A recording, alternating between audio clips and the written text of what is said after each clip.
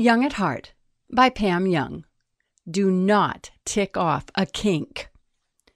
Usually if I wake up with a kink in my neck from sleeping wrong, I can work it out by mid-morning. Last week we were in Boston at our daughter's home and we slept on our teenage grandson's super firm mattress, which was armed with difficult pillows. I knew the minute I tried to get up that there was one very angry muscle in my neck. You know those main muscles that stick out on either side of your throat when you frown and say, "Eek"? That's the one that got mad. When it comes to pain, I've been through my share with 3 babies and a couple of broken ribs under my belt, so I'm familiar with the pain scale of 0 to 10, 0 being pain-free and 10 being scalped and begging for Dr. Kevorkian. So how could a kink send me crying and moaning to the emergency room and ultimately be outfitted with one of those collars people wear when they break their necks? I'm a wimp, and since the neck is so close to the brain, the two of them had a field day with me. When the doctor asked me where my pain level was on the scale, I told him in a shaky voice, 9. I wish I could have told him I was injured skiing, but nope, I had to tell the truth.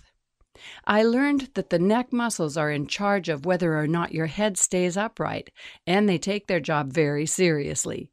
They've got good pals in the region, like the muscles on your head that make a nice platform for hair to grow and keep your ears from sliding down to your shoulders. Another clan of friends are your shoulder and back muscles. Ordinarily, all these muscles are friendly, and they go along happily in life enjoying their individual jobs and cooperating with each other.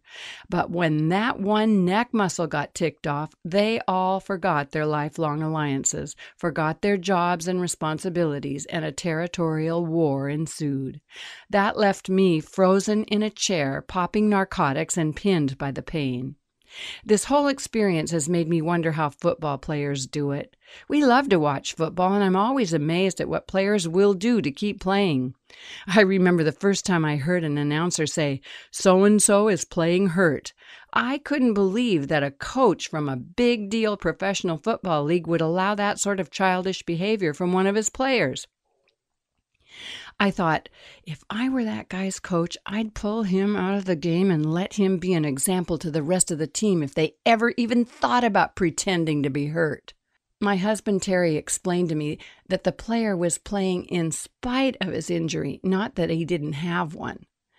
I've thought a lot about that in the last week. There was no way I could even scramble eggs, let alone tackle another person or run in for a touchdown. I always insist on coming away from negative circumstances with lessons learned. Number 1, don't sleep on someone's hard bed with pillows that seem filled with odd socks and potato buds.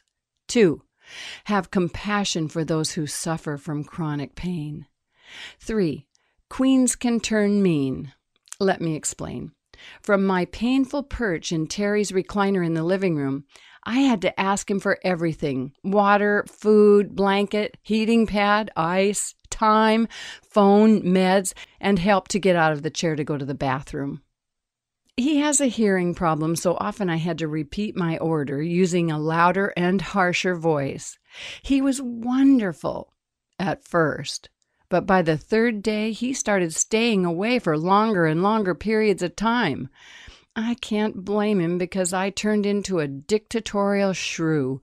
I know a couple of bossy women, and I find it a very distasteful trait, yet there I was, ordering my beloved husband around like a hard-hearted slave owner. My neck muscle is happy again and has repaired its friendships with its neighbors. I'm happy again and came out with wonderful lessons learned. I'm in the process of repairing my marriage. Adore who you are. Adore where you are. Adore who you're with.